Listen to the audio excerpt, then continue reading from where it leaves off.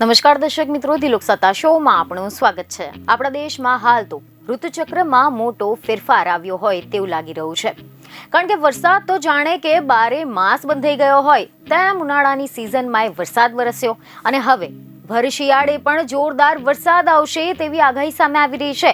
આ આગાહી આંચકાજનક છે, પરંતુ આ હકીકત છે, કારણ કે સમાચાર એવા મળી રહ્યા છે કે ફરી એકવાર તબાહી મચાવવા માટે 11 રાજ્યોમાં આવી રહ્યું છે ચક્રવાત અને આના કારણે મુશળધાર વરસાદને લઈને ભારતીય હવામાન વિભાગે અનેક રાજ્યોમાં રેડ અને ઓરેન્જ એલર્ટ જાહેર કર્યું છે।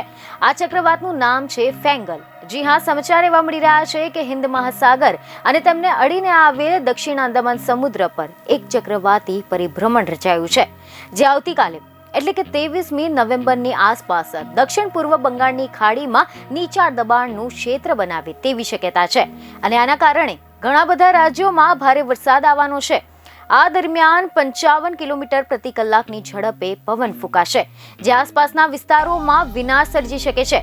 25મી નવેમ્બરે તમિલનાડુ, પુડુચેરી, કેરળમાં ગાજવીજ અને વીજળી સાથે મધ્યમથી ભારે વરસાદની સંભાવના છે। સમગ્ર સપ્તાહ દરમિયાન અંદમાન અને નિકોબાર ટાપુ પર આવી ઘણી બધી જગ્યાએ હળવાથી મધ્યમ વરસાદ થઈ શકે છે। 22મી નવેમ્બરે આસામ, મેઘાલય, નાગાલેન્ડ, મણિપુર, મિઝોરમ અને ત્રિપુરામાં વાદળો છવાયેલા રહેશે। 25 થી લઈને 27 નવેમ્બરે તમિલનાડુ અને આંધ્રપ્રદેશમાં ભારે વરસાદની પણ સંભાવના છે। નિકોબાર ટાપુમાં 22 થી લઈને 24 નવેમ્બર અને કેરળમાં 26 થી લઈને 27 નવેમ્બર સુધી વરસાદ થઈ શકે છે। આટલું જ નહીં, રિપોર્ટ એવા મળી રહ્યા છે કે IMDએ માછીમારોને 22 થી 24 નવેમ્બરે દક્ષિણ આંદામાન સમુદ્ર પર, 25 નવેમ્બરે કોમોરિયન વિસ્તાર અને મન્નરની ખાડીમાં, 22 થી લઈને 25 નવેમ્બરે દક્ષિણ પૂર્વ બંગાળની ખાડીમાં અને 24 થી લઈને 25 નવેમ્બરના રોજ દક્ષિણ પશ્ચિમ બંગાળની ખાડી પર ન જવાની સલાહ આપી છે। બીજની ખબરો સાથે ફરી મળીશું। ધન્યવાદ।